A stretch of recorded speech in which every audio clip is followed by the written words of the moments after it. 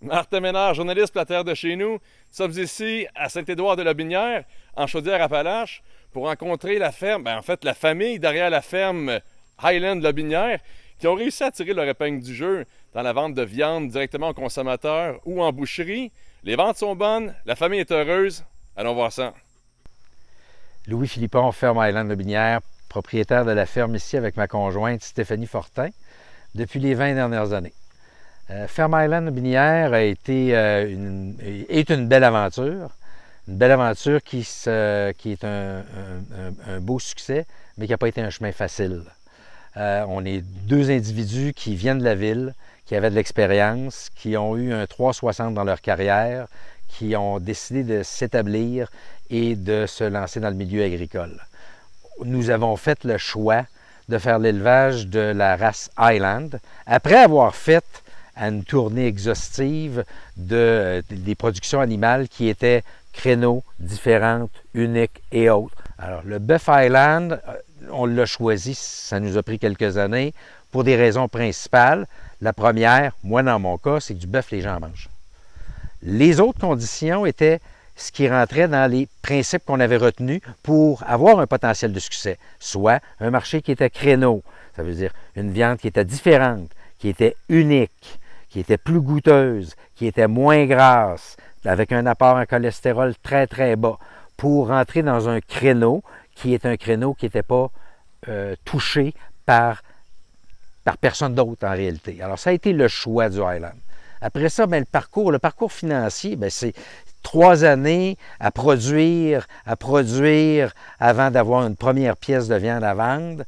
On a toutes les dépenses, on n'a pas les revenus. On a vécu des périodes extrêmement difficiles, quelques claques d'en face au niveau économique, à un point tel qu'on a dû s'asseoir à un moment donné, savoir si on s'en allait à Québec dans un 3,5 ou on continuait parce qu'on voyait la lumière au bout du tunnel.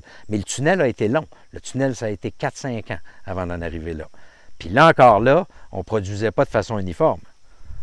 Alors, il a fallu travailler nos pâturages, nos semences, l'alimentation, travailler avec des boucheries spécialisées pour nous aligner sur qu'est-ce qu'ils voulaient comme carcasse à travailler.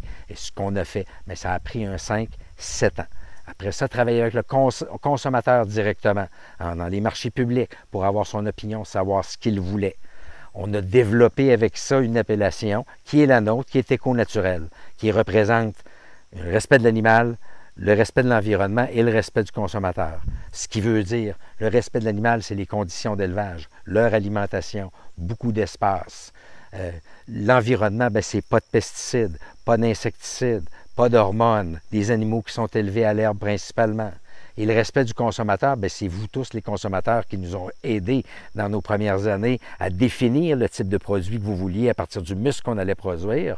Alors aujourd'hui, ce respect-là est mutuel. La clientèle qu'on a aujourd'hui, qui était celle qu'on avait il y a 5 ans, qui était celle qu'on avait il y a 7 ans, bien, elle est la même. Et ce qu'elle veut, c'est ce qu'on produit aujourd'hui. Alors, la ferme Highland Lobinière est un succès, mais un succès qui a passé probablement comme bien d'autres entreprises, dans l'agricole ou autre, par ses hauts et ses bas. Dans la production de bœuf, en tout cas, moi, c'est une chose qu'on a réalisée dès le départ, c'est qu'il était absolument primordial d'être en mesure de placer la viande hachée qui provient d'un animal parce que ça représente 60-65% du volume total de l'animal.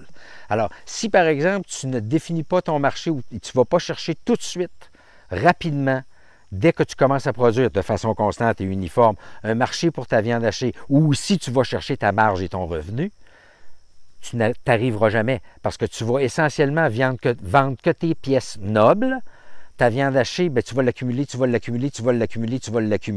puis tu vas finir par la vendre à rabais et c'est tes profits que tu as laissé aller. Tu n'arriveras jamais. Alors nous, on s'est placé directement et rapidement dans une position pour être capable de vendre notre viande hachée. Vendant en boucherie spécialisée et vendant carcasse, donc cette portion-là de la business, c'était réglé. La viande hachée, elle fait partie de ta carcasse. Mais pour le reste de ce qu'on découpait, bien, à ce moment-là, on a développé un marché de galettes de qualité, de luxe, que l'on fait en différents formats, qu'on vend en restauration pour faire des burgers haut de gamme.